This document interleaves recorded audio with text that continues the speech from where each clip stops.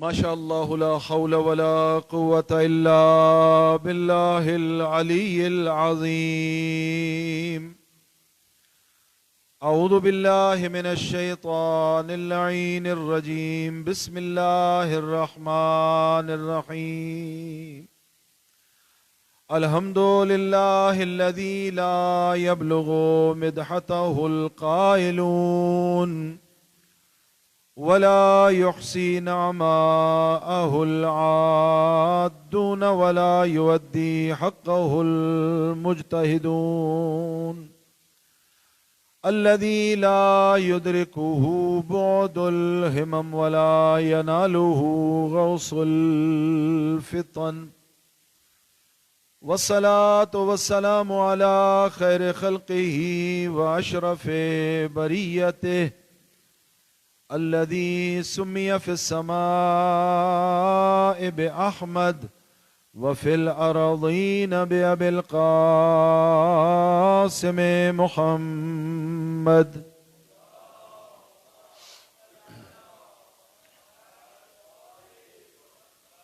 وعلى أهل بيته الطيبين الطاهرين المعصومين المنتجبين المنتخبين المظلومين الذين أذهب الله عنهم الرجس وطهرهم تطهيرا.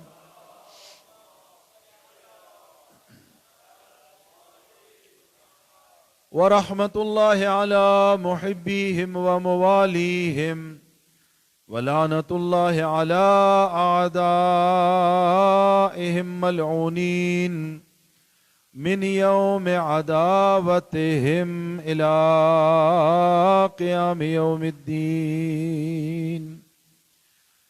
رب اشرح لي صدري ويسر لي أمري واحلل عقدة من لساني يفقه قولي. اللهم كن لوليك الحجة ابن الحسن صلواتك عليه وعلى آبائه في هذه الساعة وفي كل ساعة وليا وحافظا وقائدا وناصرا ودليلا وعينا حتى تسكنه أرضك طوعا وتمتعه فيها طويلا برحمتك يا أرحم الراحمين. صلوات.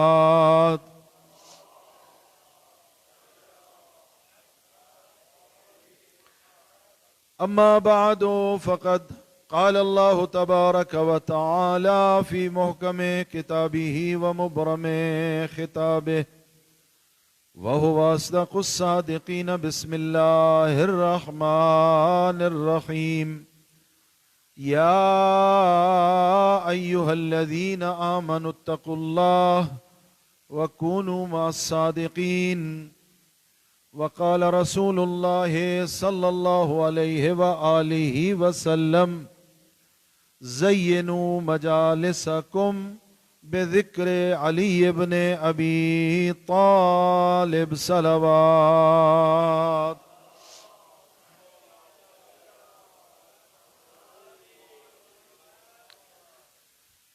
اللہ تعالیٰ سے دعا ہے کہ ہم سب کا اس فرش عزا پہ حاضر ہونا اپنی بارگاہ میں عبادت کے طور پہ قبول فرمائے. برادران ایمانی، موضوع میں جس حدیث کو تلاوت کرنے کا شرف حاصل ہوا یہ سرور کائنات سے منقول حدیث ہے، اور ان سینکڑوں ہزاروں احادیث میں سے اور نورانی فرامین میں سے ایک فرمان ہے جس میں آقا نے امیر المومنین کی عظمت کو بیان فرمایا ہے۔ سینکڑوں، محتاط تبصرہ، تعداد اس سے بھی زیادہ ہے۔ کیا بیان فرمایا ہے؟ آقا امیر کائنات کی فضیلت کو سرنامہ کلام کے طور پہ اور زینت مجلس کے لیے اس کو سماعت فرما لیجئے، اور پھر گفتگو کا سلسلہ آگے بڑھ جائے گا۔ زینوا مجالسکم بذکر علی ابن ابی طالب، اپنی محفلوں کو ذکر دو علی کے ذکر سے۔ اپنی محفلوں کو، مجلسوں کو صرف نہیں، محفلوں کو۔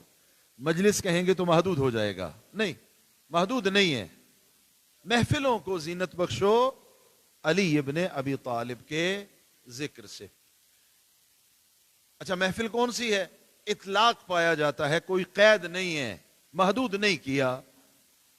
محفل کہیں بھی ہو سکتی ہے، محفل ہر جگہ ہو سکتی ہے، اور ہر کسی کی ہو سکتی ہے، اور ہر کسی سے منسوب ہو سکتی ہے۔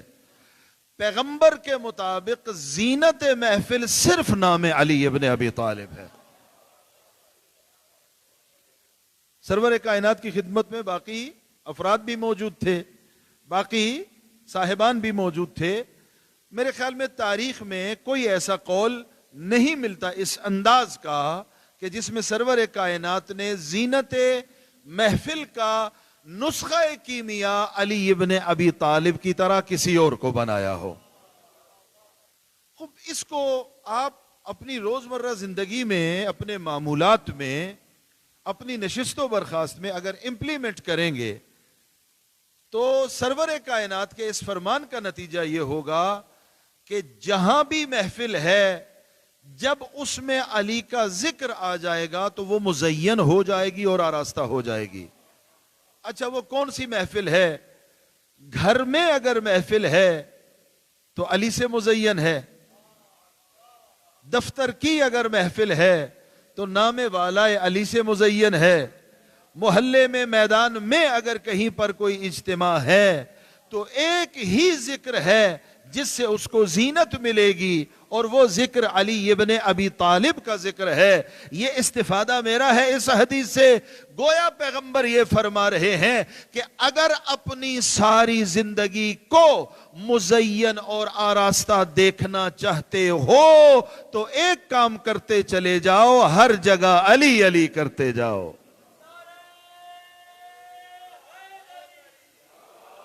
اپنی زندگی کو آراستہ دیکھنا چاہتے ہو،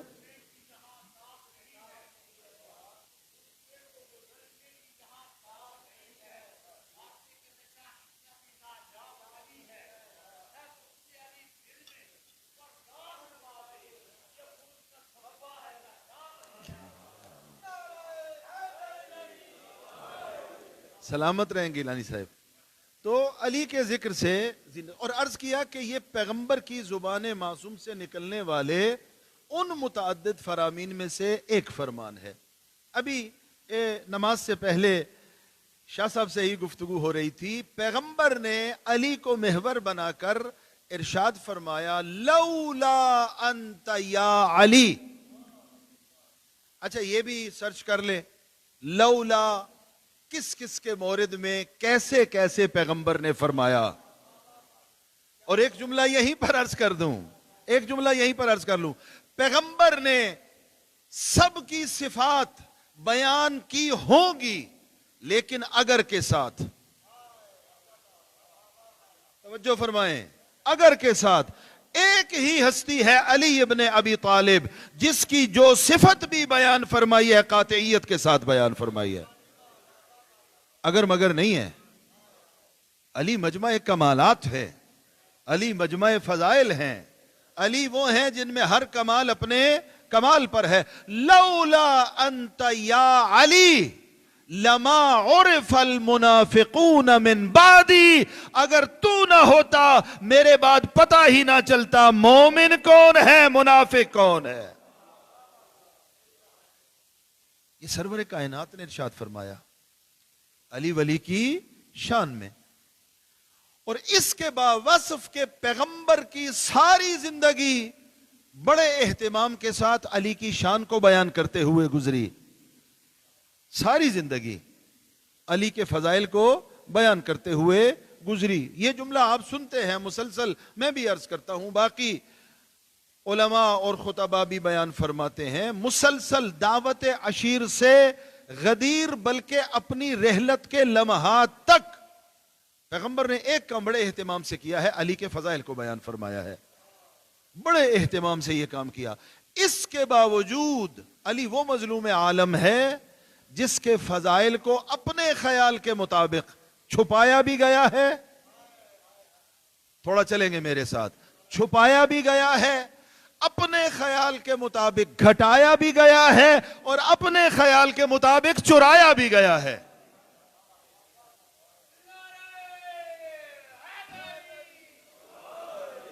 اپنے خیال کے مطابق چھپایا گیا ہے, چھپے نہیں ہے. گھٹایا گیا ہے, گھٹ نہیں سکے. چرانے کی کوشش کی گئی ہے, چرایا نہیں جا سکا. اس لیے نہیں چرایا جا سکا, چوری کرنے کی کوشش تو کی گئی لیکن کردار علی کہیں نہیں لایا جا سکا. علی ولی کا کردار نہیں لایا جا سکا. میں نے عرض کیا کہ پیغمبر نے اپنی نورانی اور معصوم زندگی میں قدم قدم پر یہ کام کیا ہے. آقا امیر کائنات اور سرور کائنات علیہم السلام مدینہ سے گزر رہے ہیں.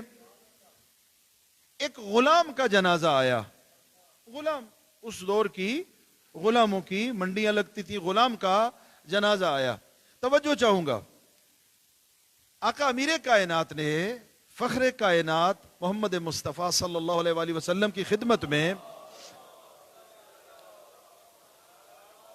عرض کیا کہ یا رسول اللہ, یہ جو غلام ہے نا جس کا جنازہ جا رہا ہے, یہ میرے ساتھ بڑی محبت کرتا تھا.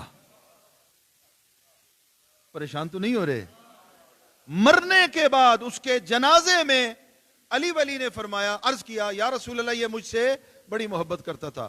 پاک پیغمبر نے علی کے چہروں کو دیکھا, میرے الفاظ ہیں یہ, رستہ بدل کر غلام کے جنازے کی طرف گئے, تشییع میں شامل ہوئے, قبر میں اترے, غلام کے جنازے کو قبر میں خود وصول کیا اور تدفین تک وہاں موجود رہے.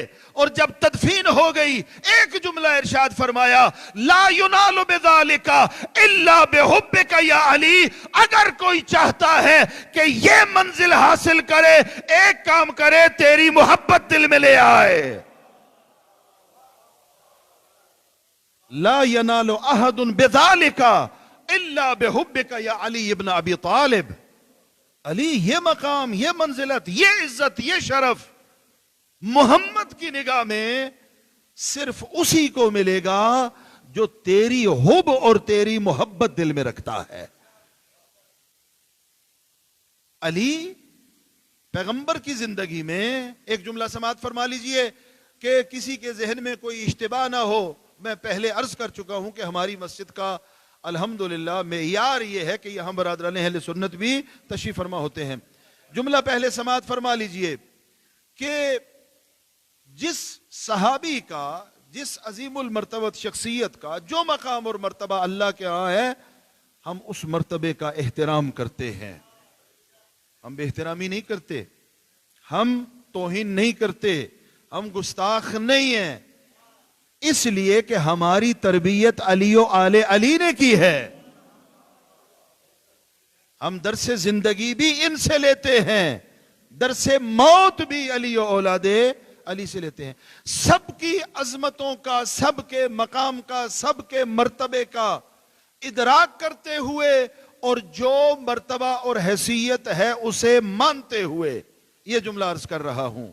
بعد از محمد مصطفیٰ صلی اللہ علیہ وآلہ وسلم ہمارا عقیدہ یہ ہے, کسی کا علی سے کوئی تقابل بنتا ہی نہیں ہے.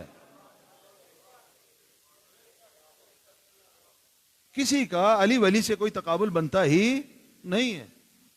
اس لیے کہ پیغمبر نے علی کے بارے میں جو فرمایا، پیغمبر نے علی کے بارے میں جو کر کے دکھایا، پیغمبر نے علی کو اپنا جو قرب عطا فرمایا، پیغمبر نے علی ولی کو اصحاب کے مجمع میں جس طرح پیش فرمایا، اس جیسا کوئی مقام کسی کے حصے میں نہیں آیا. تنہا ترین شخصیت جو اس عزت اور منصب کی حامل ہے بعد از محمد مصطفیٰ صلی اللہ علیہ وآلہ وسلم، وہ ذات والا علی ابن ابی طالب علیہ السلام ہے، اور کوئی بھی نہیں ہے. امیر کائنات مظلوم کائنات ہے. اس سب کے باوجود اس عشرہ محرم میں میرا فوکس اس چیز پر رہا ہے کہ علی کی فضیلتوں کے ساتھ علی کی مظلومیت کو بیان کیا جائے. کہ علی، یہ جو جملہ میں نے بولا کہ علی کے فضائل کو چرانے کی کوشش کی گئی، یہ معمولی جملہ نہیں ہے. یہ تاریخ کا وہ سیاہ باب ہے جس پر پردہ ڈالا جاتا ہے. آج بھی پردہ ڈالا جا رہا ہے، آج بھی پردہ ڈالا جا رہا ہے. اور علی کی اس سے بڑی مظلومیت کیا ہے کہ جنہوں نے علی پر ظلم کیا، جنہوں نے علی پر ظلم کیا، اگر ان کے بارے میں نرم گوشہ رکھا جائے تو ایمان جاتا ہے. اگر ان کے بارے میں نرم گوشہ رکھا جائے تو ایمان جاتا ہے، اور اگر ان کا نام لیا جائے تو ایف آئی آر ہو جاتی ہے. توجہ فرما رہے ہیں؟ لائیو چل رہا ہے، میں بالکل لائیو کہہ رہا ہوں. یہ علی کی مظلومیت کا پہلو ہے کہ آپ تاریخ کے ان ظالموں کا نام بھی نہیں لے سکتے جو علی حیدر کرار پر ظلم کرنے والے ہیں. اور یہ جملہ لیجئے، یہ جملہ لیجئے، اس خطبہ جمعہ میں شاید عرض کر چکا ہوں. یہ جملہ لیجئے کہ آج ہم توہین رسالت کی بات کرتے ہیں، توہین رسالت کے قانون کی بات کرتے ہیں. میں بڑی ذمہ داری سے طالب علمانہ حیثیت میں یہ جملہ عرض کر رہا ہوں. پیغمبر نے جو عظمت علی کی بیان کی ہے کسی اور کی بیان نہیں کی. اس کے بعد یہ جملہ لیجئے، توہین رسالت کی بات کی جاتی ہے لیکن توہین رسالت کے مصداق میں عجیب و غریب مصداق بیان کیے جاتے ہیں. یہ مصداق سماعت فرمائیے. طالب علمانہ جملہ دے رہا ہوں کہ میری نگاہ میں علی کے فضائل کو چھپانا سب سے بڑی توہین رسالت ہے. علی کے فضائل پہ پردہ ڈالنا، علی کے فضائل کو چھپانا اور علی کے فضائل کو گھٹانے کی ناکام کوششیں کرنا، یہ سب سے بڑی توہین رسالت ہے. پیغمبر نے کیا نہیں کیا جو کسی ہستی کی عظمت کو بیان کرنے کے لیے کیا جانا چاہیے تھا کہ جس کے بعد علی کی یہ مظلومیت سامنے آ رہی ہے. اور ظاہر ہے کہ منبر کا ادب ہے اور بہت ساری چیزوں کے تقاضوں کو پیش نظر رکھ کر بات کی جاتی ہے، ورنہ بیان کیا جائے کہ علی کس طرح سے مظلوم ہے اور علی کہاں کہاں پر اپنی مظلومیت کو بیان کر کے رویا ہے. یہ مظلومیت ہے. علی خود ارشاد فرما رہے ہیں، نزلنی الدہر ثم نزلنی ثم نزلنی ثم نزلنی. زمانے نے علی کا مقام اتنا گرا دیا، اتنا گرا دیا، اتنا گرا دیا کہ اب بات کی جاتی ہے تو علی کے مقابلے میں ان کا نام لیا جاتا ہے. ان کا نام لیا جاتا ہے کہ جن کا علی سے کوئی تقابل بنتا ہی نہیں ہے، جن کی حیثیت علی کے مقابلے میں ذرہ برابر بھی نہیں ہے. علی کے ساتھ ان کا نام لیا جانے لگا ہے. اور آقا امیر کائنات نے سرور کائنات حضرت محمد مصطفیٰ صلی اللہ علیہ وآلہ وسلم کی اللہم صلی علی محمد وآل محمد نورانی زبان سے رحلت پیغمبر کے بعد کے حالات سنے ہوئے تھے. پیغمبر نے علی ولی کو ارشاد فرمایا تھا میرے بعد یہ ہوگا، یہ ہوگا، یہ ہوگا. ایسا نہیں ہے کہ پیغمبر خاتم بعد کے حالات سے آشنائی نہ رکھتے ہوں اور آشنائی نہ رکھتے ہوئے اس دنیا سے رخصت فرما گئے ہوں. نہ، حالات کو بھی سمجھتے تھے اور علی و اولاد علی کو، علی ولی کو آگاہ بھی فرمایا تھا. شہزادی کونین کو ارشاد فرمایا تھا. بہت سارے حالات کی خبر دی تھی پاک پیغمبر نے. اب یہ اس حدیث کو آپ ذرا کس پیرائے میں لیں گے؟ پاک پیغمبر کی محفل ہے، پاک پیغمبر تشریف فرما ہے اور اصحاب کا مجمع ہے، اصحاب بیٹھے ہوئے ہیں، جناب ابن عباس بھی تشریف فرما ہے اور پیغمبر کسی مسئلے پر گفتگو فرما رہے ہیں، یا اچانک پیغمبر کے چہرے پہ تبسم کے آثار آئے، پیغمبر کے چہرے پہ تبسم کے آثار آئے۔ اب ظاہر ہے اصحاب کا چہرہ پیغمبر کی طرف ہے اور پیغمبر کا رخ انور دروازے کی طرف ہے، ہاں، اصحاب پیغمبر کا چہرہ دیکھ رہے ہیں اور پیغمبر وہ کچھ دیکھ رہے ہیں جو اصحاب کو دکھائی نہیں دیتا۔ توجہ فرما رہے ہیں، ترتیب محفل یہ ہے، پیغمبر کا چہرہ اس طرف، اصحاب کا چہرہ پیغمبر کے چہرے کی طرف۔ اب پیغمبر کے چہرے پہ تبسم تو آیا لیکن سبب تبسم سمجھ نہ آیا، یا اچانک مسجد کے دروازے سے دھیمی دھیمی قدموں کی چاپ سنائی دی۔ اب اصحاب نے مڑ کے دیکھا، یا تھوڑے لمحوں کے بعد وہ مسجد میں تشریف فرما ہوئے جو ہمیشہ ہر اس وقت میں تشریف فرما ہوتے تھے جب کوئی بھی تشریف فرما نہیں ہوتا تھا۔ توجہ فرما رہے ہیں صاحبان، علی ولی تشریف فرما ہوئے۔ اصحاب نے جب یہ دیکھا کہ پیغمبر کے چہرے پر تبسم آیا اور علی تشریف فرما ہوئے، اصحاب نے سوال کیا، اتحب ھذا یا رسول اللہ؟ کسی ایسے شخص کو دیکھ کر ہی تبسم آ سکتا ہے جو محبوب ہو، محبوب کو دیکھ کر ہی تبسم آئے گا۔ اصحاب نے پوچھا، اتحب ھذا یا رسول اللہ؟ یا رسول اللہ آپ کے چہرے پہ تبسم آیا اور تبسم کا سبب علی کے علاوہ کوئی اور نہیں ہے، کیا آپ علی کو محبوب رکھتے ہیں؟ کیا آپ علی کو محبوب رکھتے ہیں؟ خوب جواب بالکل واضح ہے، پیغمبر فرما دیں ہاں انی احب ھذا، میں علی سے محبت کرتا ہوں۔ دوسرا حصہ ہم تصور بھی نہیں کرتے، ہاں دوسرا حصہ ہم تصور بھی یہ فرما دیتے، اور حکیم الامت ہے پیغمبر خاتم، جواب اور سوال میں مطابقت ہونی چاہیے، سوال جو ہے جواب بھی اسی جیسا۔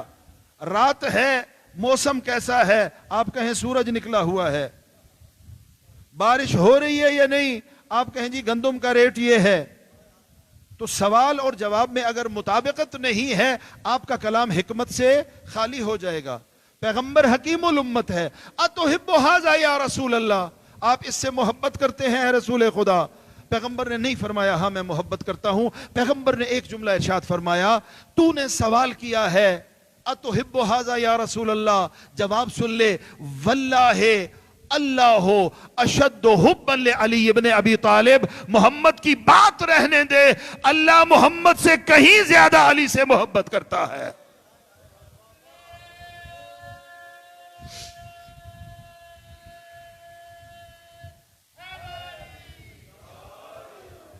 واللہ اللہ اشد حبا لعلی ابن ابی طالب، محمد سے کہیں زیادہ خالق محمد علی سے محبت کرتا ہے۔ اور اگلا جملہ سماعت فرمائیے، ان اللہ، عظمت سادات کا جملہ، سادات اعظام تشریف فرما ہے، ان اللہ جعل، عظمت سادات اور عظمت علی حیدر کرار، ان اللہ جعل ذریت کل نبی فی صلبہ وجعل ذریتی فی صلب علی ابن ابی طالب، اللہ نے ہر نبی کی نسل اسی کے صلب میں رکھی ہے۔ علی کا مقام یہ ہے، نسل محمد کی ہے، صلب علی مرتضیٰ کا ہے۔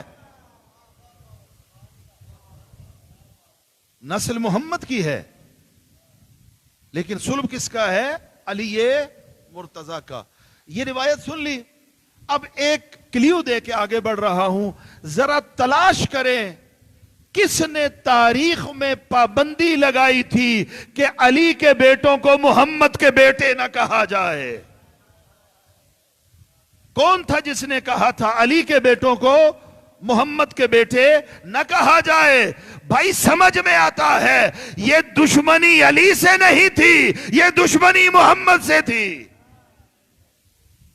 یہ دشمنی صرف علی ابن ابی طالب سے نہیں تھی، یہ دشمنی ذات والائے محمد مصطفیٰ صلی اللہ علیہ وآلہ وسلم سے تھی۔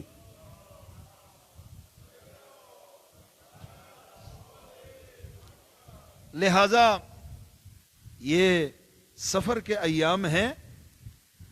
شہزادی نے جو دربار یزید میں خطبہ دیا تھا، آپ پچھلے جمعے کو سماعت فرما چکے ہیں، اس جمعے کو نہیں، پچھلے میں شہزادی نے ارشاد فرمایا تھا، یبن الطلقاء، یبن الطلقاء، اے ہمارے آزاد کیے ہوں کے بیٹے، امن العدل یبن الطلقاء۔ اس سے سمجھ میں آتا ہے کہ یہ خاندان عصمت و طہارت کے ساتھ دشمنی ہے، اور خاندان عصمت و طہارت کا مرکز و محور ذات حضرت محمد مصطفیٰ صلی اللہ علیہ وآلہ وسلم ہے۔ خاندان زہرا پہ بلند تر صلوات پڑھیے۔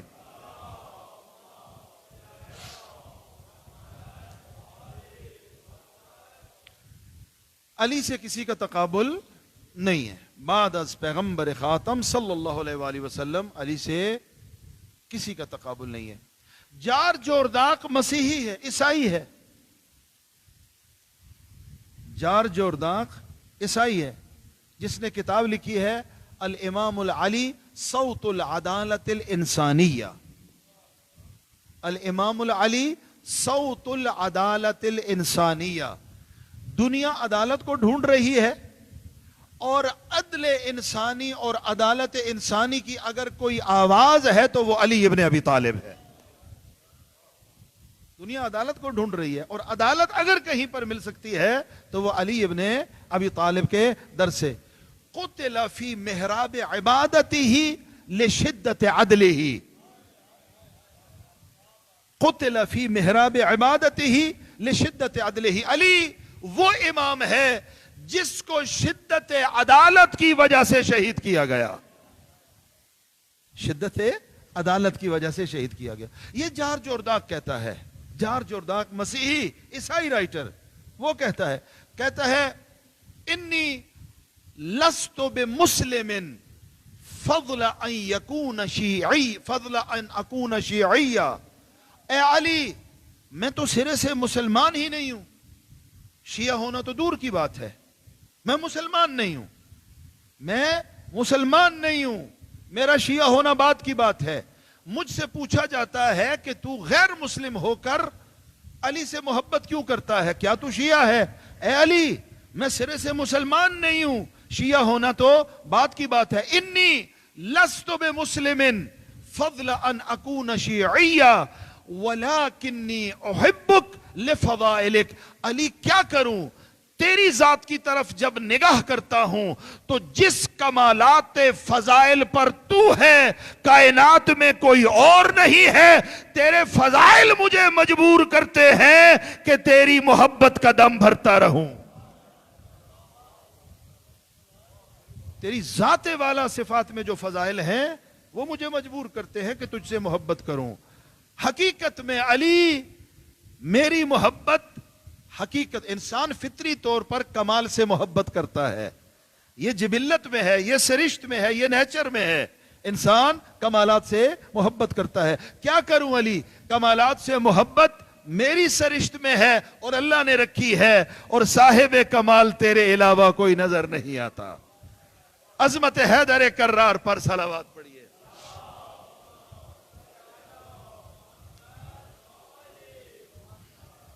علی کے فضائل بیان کرے، پہنچائے نسلوں تک، اس لیے کہ فضائل کو چھپانے کا زمانہ، گھٹانے کی کوشش کرنے کا زمانہ ختم نہیں ہوا، ختم نہیں ہوا۔ ابھی بھی فضائل کو چرایا جا رہا ہے، ابھی بھی چرایا جا رہا ہے، پیسہ لگایا جا رہا ہے، نصاب سے علی کو نکالنے کی ناکام کوشش کی جا رہی ہے۔ توجہ نہیں فرمائی؟ نصاب سے قانون بنایا جا رہا ہے کہ علی کو نصاب سے نکالا جائے۔ نصاب سے نکالنے کا مطلب سمجھتے ہیں؟ یعنی جنگ بدر لکھی جائے علی کے بغیر، جنگ احد لکھی جائے علی کے بغیر، جنگ خندق لکھی جائے علی کے بغیر، تو یہاں اتنا ہی عرض کر سکتا ہوں، جس جنگ میں علی نہیں ہوگا وہ کیا ہوگا؟ جس جنگ میں علی نہیں ہوں گے وہ جنگ کیا رہے گی؟ نصاب سے علی کو نکالنے کی ناکام کوششیں کی جا رہی ہیں، لیکن اس بات سے غافل ہیں ہم اپنی نسلوں کو جو درس ولائے علی دیتے ہیں وہ تمہارے نصاب سے نہیں، مجلس حسین سے دیتے ہیں۔ ہماری یہ مجلسیں ہیں جو ولائے علی ابن ابی طالب کا درس نسلوں سے نسلوں میں منتقل کرتی چلی آ رہی ہیں۔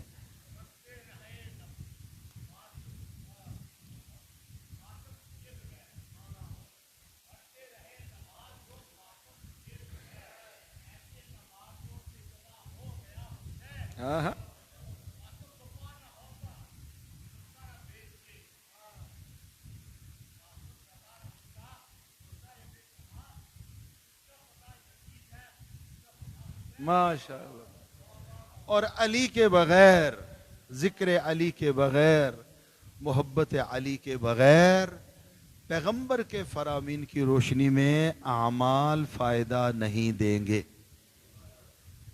گیلانی صاحب شعر پڑھ رہے ہیں تو ایک شعر بھی سماعت فرما لیجئے۔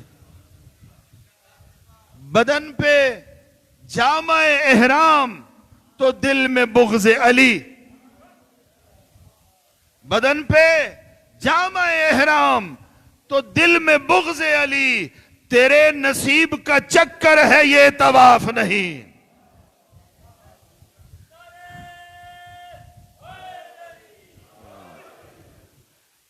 علی کے بغیر نہ ہماری عبادتیں ہیں، نہ ہماری ریاضتیں ہیں، اور نہ معرفت پروردگار کا وہ مرتبہ مل سکتا ہے جو علی کے درس توحید سے ہم لے سکتے ہیں۔ یہ کل کی ایک مجلس میں بھی میں نے جملے عرض کیے کہ معرفت توحید کا پیمانہ جو علی کا ہے اور اولاد علی کا، اور ظاہر ہے علی نے محمد مصطفیٰ سے لیا ہے، وہ کہیں اور نہیں ملے گا۔ یہ تعلیم کا مکتب بھی ہے نا، تعلیم بھی ضروری ہے۔ ہمارا تصور توحید جو علی و اولاد علی سے لیا گیا ہے وہ یہ نہیں ہے کہ قیامت کے دن اللہ اپنی ٹانگ جہنم میں ڈالے گا۔ ہمارا یہ تصور توحید نہیں ہے، ہمارا یہ عقیدہ نہیں ہے۔ وہ جسم سے پاک ہے، جسمانیت سے پاک ہے، کیفیتوں سے جو ہماری کیفیتیں ہیں ان سے پاک ہے۔ اور اس عقیدے کی بنیاد پر کسی نے کہا تھا کہ قیامت کے دن اللہ کو پہچان لوگے۔ اس عقیدے کی بنیاد پر جو یہ کہتا ہے کہ اللہ جہنم میں نعوذ باللہ اپنی ٹانگ ڈالے گا، کہا اللہ کو پہچان لوگے؟ کہا پہچان لوں گا۔ کہا کیسے؟ کہا بالرجلہ المحروق، اس کی جلی ہوئی ٹانگ سے۔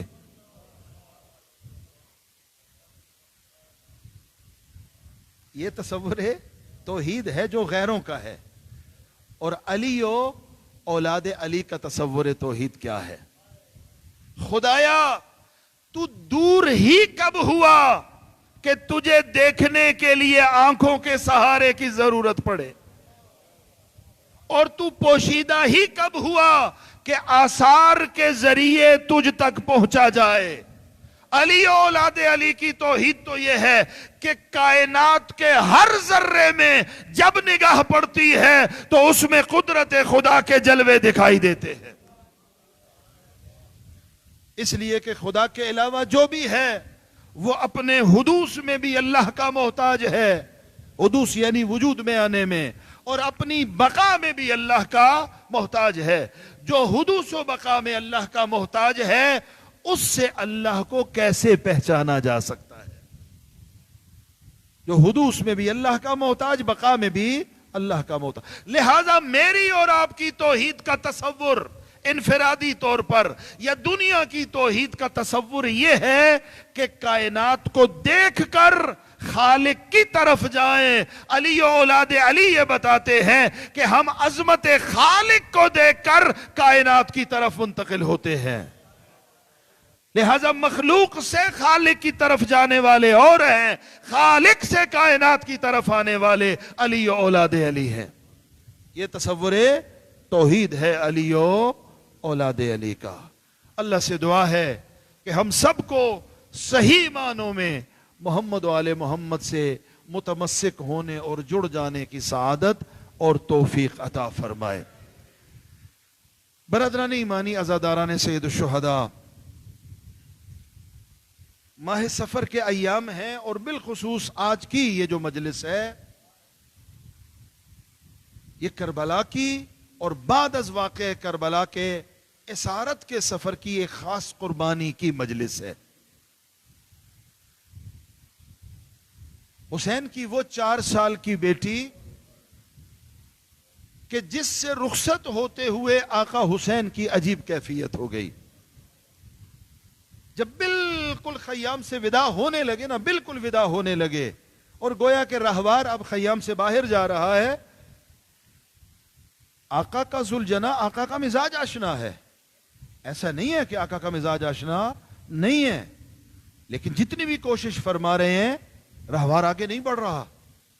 ایک جملہ بعض علماء نے بیان فرمایا. آقا نے ذوالجناح سے کہا، میں سمجھتا ہوں کہ تو تھک گیا ہے، لیکن حسین وعدہ کرتا ہے یہ آخری زحمت ہے، اور زحمت بھی صرف لے جانے کی ہے. لے جا، واپسی کی زحمت بھی حسین تجھے نہیں دے گا. کہتے ہیں کہ راہوار نے سر جھکایا. حسین مولا نے راہوار کے جھکے ہوئے سر کی طرف نگاہ کی، دیکھا ذوالجناح کی ٹانگوں سے سینے کا تعویذ.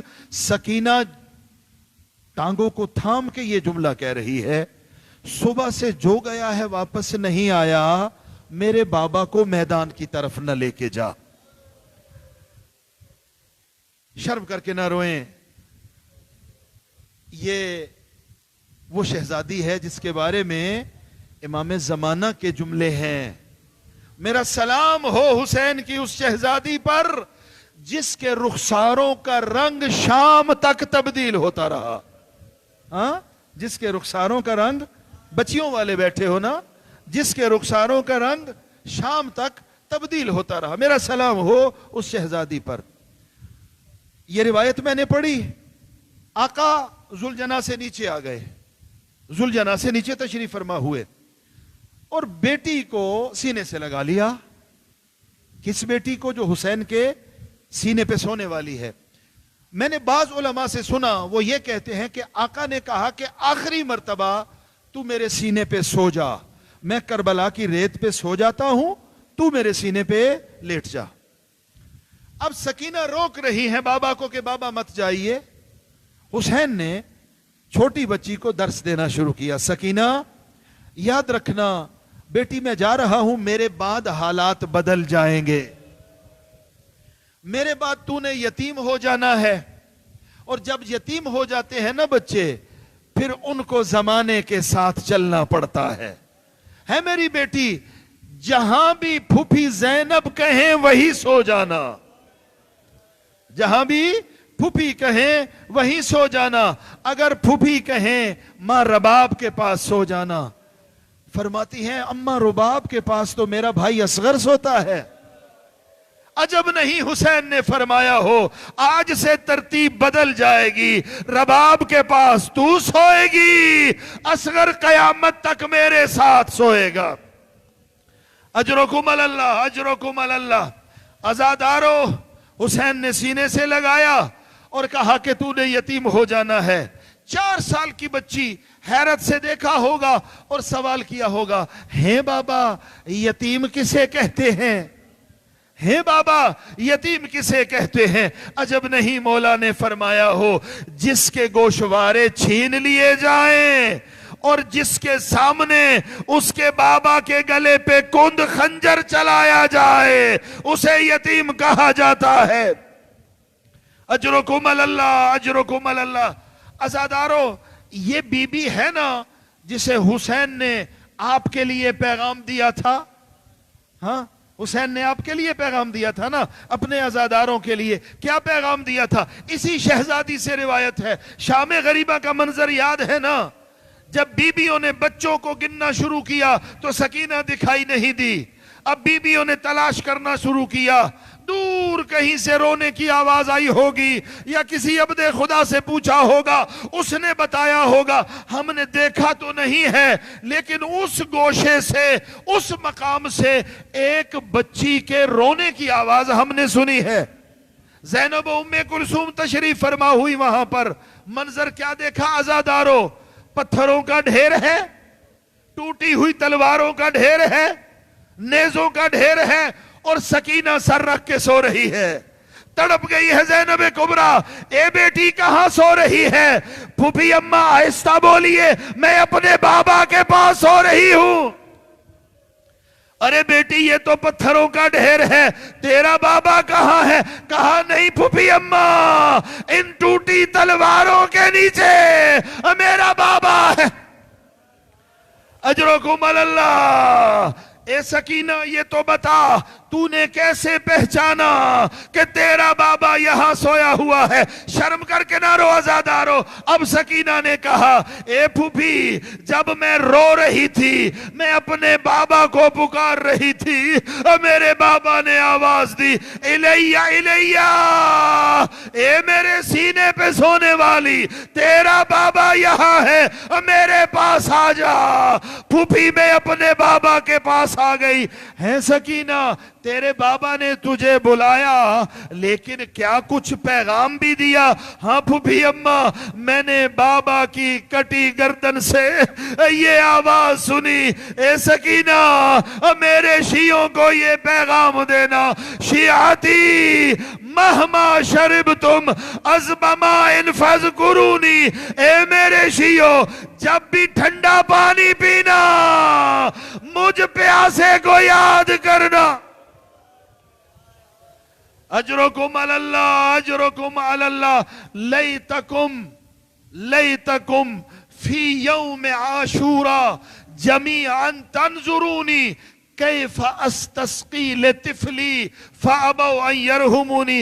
اے کاش اے میرے شیعو تم حسین کے سامنے ہوتے, ذرا وہ منظر بھی دیکھ لیتے. میں اپنے 6 مہینوں کے لال کو اٹھا کے لایا تھا, پانی تو نہ ملا, ایک 3 شعبہ تیر چلا اور میرے لال کا گلا چھد گیا. اجرکم اللہ. ہاں عزادارو یہ سکینہ ہی نے روایت کی ہے نا کہ میرے بابا نے اپنے شیعوں کو یاد کیا ہے. عزادارو کتنی مظلومہ ہے, بڑی احتیاط سے روایت کا انتخاب کر کے پڑھتا ہوں. عزادارو یہ وہ مظلومہ ہے کہ جسے بے پلان اونٹ پہ سوار کرانے کی روایت ہے, اور جب یہ ظالم نے سزا کے طور پہ اس بچی کو بے پلان اونٹ پہ سوار کرایا اور اونٹوں کو دوڑنے کا حکم دیا, اب بچی زمین پہ گر گئی. اب جب بچی کو لایا گیا بیویوں نے کہا او بے حیا یہ چھوٹی بچی ہے, اس کو بے پلان اونٹ پہ سوار کرا رہا ہے. کہتا ہے اب ایسا انتظام کروں گا اب یہ بچی نہ گرے گی. اللہ کرے یہ روایت نہ ملے مقتل میں, لیکن علماء نے یہ بیان کیا کہ ظالم نے بچی کو اونٹ کی پشت پہ باندھنا شروع کیا, اب یہ بچی نہ گرے گی. اجرکم اللہ, اجرکم اللہ. زحمت تمام, 2 منزلیں اور آپ کی زحمت تمام. عزادارو قافلہ کوفہ اور کوفہ سے شام, شام کا بازار اور شام کا دربار. اللہ جانے شام کے دربار میں عصمت مہا بیبیاں کیسے پہنچی. یزید لعین تخت پہ بیٹھا ہے, اس کی نگاہ پڑی, ایک بیوی ہے جو ایک بچی ہے جو بار بار پاؤں بدلتی ہے, کبھی دایاں پاؤں کبھی بایاں پاؤں کبھی دایاں پاؤں. کہتا ہے یہ بچی کی کیفیت کیوں ہے؟ اے بچی تو پہلو کیوں بدل رہی ہے؟ کہا بے حیا میرا قد چھوٹا ہے, رسی ایک ہے, گلا چھوٹا ہے, جب گلی رسی پہ زور پڑتا ہے میرا گلا رسی کے زور سے دب جاتا ہے, میں پہلو بدلتی ہوں. اجرکم اللہ اجرکم اللہ. بس زحمت تمام. عزادارو سخت روایت ہے آقا سید سجاد زینب کبریٰ سلام اللہ علیہما جب ان سے بعد میں پوچھا گیا سب سے مشکل مرحلہ کیا تھا، زینب کبریٰ سے پوچھا بے غیرت نے علی کی بیٹی بتا دے کون سی مشکل بڑی مصیبت ہے. اکبر کا مارا جانا، اونو محمد کی شہادت، قاسم کی شہادت، تیرے بھائی عباس کی شہادت. عجب نہیں رو کے علی کی بیٹی نے فرمایا ہو اے بے حیا میری ماں کا جنازہ بھی رات کو اٹھا تھا. زینب کی سب سے بڑی مشکل ہے تو شرابی ہے، زینب تجھ سے ہم کلام ہو رہے. اجرکم اللہ. روایت بڑی سخت ہے عزادارو. مقتل میں یہ جملے ہیں. ایک شامی بے حیا، اس کا حلیہ بھی لکھا گیا، یزید کو مخاطب کر کے کہتا ہے اے یزید یہ کنہیں پکڑ کے لایا ہے؟ کہا یہ قیدی ہیں. سکینہ کی مظلومیت عرض کر رہا ہوں. کہا یہ قیدی ہیں. کہا قیدیوں کا قانون یہ ہے کہ انہیں اسیر بھی بنایا جا سکتا ہے، انہیں غلام بھی بنایا جا سکتا ہے. اپنے نجس ہاتھ کا اشارہ کر کے یزید کو مخاطب کر کے کہتا ہے یہ بچی مجھے کنیزی میں دے دے. بے حیا کے یہ لفظ سننے تھے.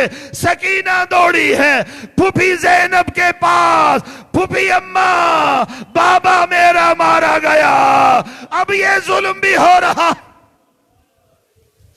اجرکم اللہ. بس ایک منزل عزادارو، ایک منزل عزادارو. زحمت تمام کر رہا ہوں. علماء نے کیا جملہ بیان فرمایا. کہا بیٹی اور باپ کا تعلق ایسا ہوتا ہے کہ بیٹی باپ کو زندان میں بھی بلائے تو باپ آ جاتا ہے، بیٹی باپ کو زندان میں بھی بلائے تو باپ آ جاتا ہے. سکینہ ہے عجیب سوال کرتی ہے اپنے بھائی سجاد سے.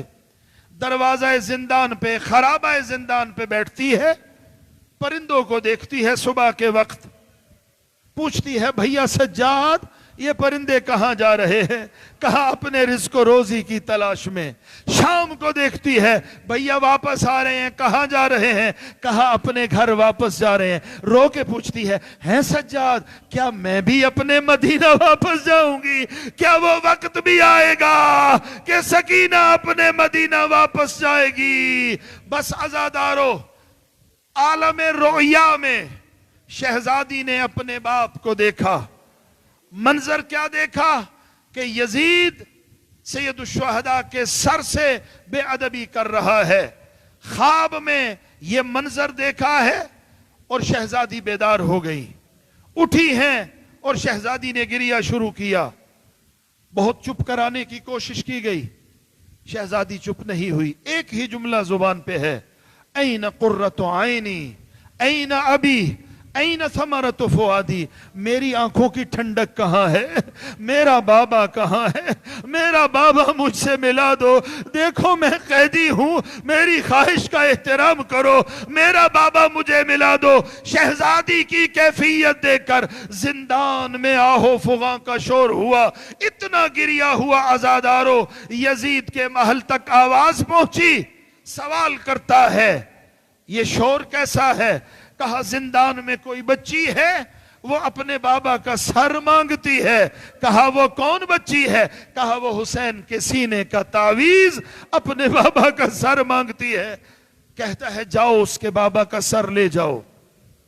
کہتا ہے جاؤ اس کے بابا کا سر لے جاؤ. اب ایک تشت میں آقا کا سر رکھا گیا، اس کے اوپر کپڑا ڈالا گیا اور در زندان سے وہ سر آیا. شہزادی کو کہا گیا بابا آ گیا، اٹھو بی بی ملاقات کرو. بابا ملاقات کے لیے آیا. عزادارو اب میں مرثیہ پڑھوں گا اور مرثیہ میرا نہیں ہے، یہ وہ مرثیہ ہے جو سکینہ نے پڑھا ہے، یہ وہ نوحہ ہے جو سکینہ نے پڑھا ہے.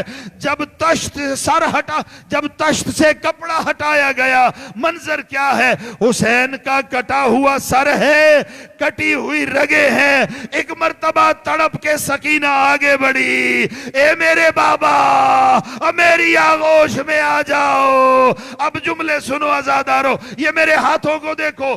اب شہزادی نے اپنے بابا کو اپنی آغوش میں لیا. پہلا جملہ مرثیے کا شہزادی نے کہا, یا ابتا من الذی قطع وریدک. اے میرے مظلوم بابا ذرا مجھے یہ تو بتا, آپ کے گلے کی رگوں کو کس نے کاٹا؟ آپ کے گلے کی رگوں کو کس نے کاٹا؟ یا بتا من الذی ایتمنی علی صغر سنی. اے میرے بابا ذرا مجھے یہ تو بتا, کس نے مجھے بچپنے میں یتیم کر دیا؟ کس نے مجھے بچپنے میں یتیمی کا دکھ دیا؟ اور اس کے بعد شہزادی نے ارشاد فرمایا, اے بابا آپ تو شہید ہو گئے, ذرا اپنی لاڈلی بیٹی کو دیکھیے. بابا مجھے تماچے مارے گئے, بابا میرے رخسار زخمی ہوئے, بابا مستوروں کی چادریں چھین لی گئی, بابا ہمارے بچوں کو شہید کیا گیا. اے میرے بابا میرا عباس چچا مارا گیا, ہماری بیویوں کو قیدی بنایا گیا. بس عزادارو آخری جملہ یہ بیان کیا شہزادی نے. اس کے بعد بی بی کی آواز رک گئی, بی بی کی آواز رک گئی, بی بی کی آواز رک گئی. زینب کبریٰ نے سید سجاد کو کہا, اے میرے بیٹا میرے حسین کی امانت. ارے یہ بے ہوش ہو گئی. سید سجاد آگے بڑھے, بہن کا شانہ ہلایا, اے پھپھی غضب ہو گیا, میری بہن سکینہ زندان میں رخصت ہو گئی. اور جسے مدینہ جانے کا بہت شوق تھا وہ زندان میں اللہ کی بارگاہ میں چلی گئی. الا لعنت اللہ علی القوم الظالمین وسيعلم الذين ظلموا أي منقلب ينقلبون. إنا لله وإنا إليه راجعون. رضا بقضائه وتسليما لأمره نسألك وندعوك باسمك العظيم الأعظم العز الأجل الأكرم بفاطمة وأبيها وبعلها وبنيها والسر المستودع فيها استجب دعواتنا يا الله يا الله يا الله يا الله يا الله يا الله يا الله يا الله يا الله يا الله يا رحمن يا رحيم يا مقلب القلوب ثبت قلوبنا على دينك بحرمة محمد وآلہ الأطہار. خدایا بحق محمد وآل محمد ہمارے اس ذکر کو اپنی بارگاہ میں عبادت کے طور پہ قبول فرما. خدایا بحق محمد وآل محمد جن برادران نے آج کے تبرک کے لیے تعاون فرمایا ہے ان کی توفیقات خیر میں اضافہ فرما. اس کے والدین ان کے والدین مرحوم ہیں ان کے درجات بلند فرما. اس کے علاوہ جس برادر مرحوم کے لیے التماس دعا کہا گیا ہے خدایا ان کے درجات بلند فرما. اے اللہ تیری بارگاہ میں محمد و آل محمد کے وسیلے سے دعا مانگتے ہیں, حاضرین مسجد کے مرحومین کی مغفرت فرما, شفاعت محمد و آل محمد سے بہرہ مند فرما. جو برادران جو خواہران اس مسجد و ادارے کے ساتھ تعاون فرماتے ہیں خدایا بحق محمد و آل محمد ان سب کی حاجات شرعیہ کو پورا فرما. خدایا تیری بارگاہ میں سب سے بڑا وسیلہ محمد و آل محمد کا وسیلہ ہے. ان ذوات مقدسہ کے وسیلے سے دعا کرتے ہیں خدایا ہمیں صحیح معنوں میں قرآن و اہل بیت سے متمسک ہو جانے کی سعادت اور توفیق عطا فرما. اللہم احینا حیاتا محمد و آل محمد و امتنا مماتا محمد و آل محمد. اللہم ارزقنا فی الدنیا زیارت الحسین وفی الآخرت شفاعت الحسین وزدنا محبت الحسین ولا تفرق بیننا وبین الحسین واجعلنا من الباقین فی عزاء الحسین وادخلنا الجنة من باب الحسین برحمتک یا ارحم الراحمین.